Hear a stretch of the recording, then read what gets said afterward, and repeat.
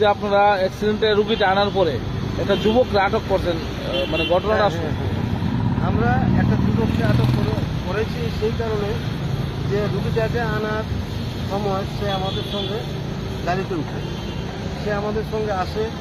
সে যখন রুগীটাকে আমরা হাসপাতালে আনার পর তাকে হাসপাতালের ভেতর নিয়ে যাচ্ছিলাম, তখন সেই অসুস্থ যুবকটার গলার মধ্যে একটা স্বর্ণের চেইন ছিল।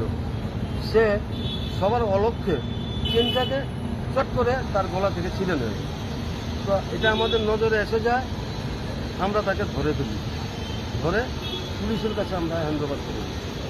যে যুবকটার নামটাম কিছু জানা গেছে? সেই যুবকটার নামটাম আমরা জানি না, আমরা তাকে পুলিশের কাছে হ্যান্ডওভার করে দিয়েছি। এবং রুগীর কাছে যা যা পাওয়া গেছে, স্বর্ণের চেইন তার থেকে উদ্ধার করে, ওই যুবক বখাটের যুবকের কাছ থেকে উদ্ধার করে স্বর্ণের চেইনটা, এবং রুগীর কাছ থেকে তার মোবাইল এবং পার্স উদ্ধার করে আমরা পুলিশের কাছে দিয়ে দিই। এবং আমরা আমাদের অফিস মোবাইলে যা যা দিয়েছি তা ফটো তুলে নিয়েছি, ভিডিও ক্যামেরা তুলে নিয়েছি। আপনারা কোনখান থেকে আইছেন? আমরা এনসিসি ফায়ার স্টেশন থেকে। আপনার নামটা? আমার নাম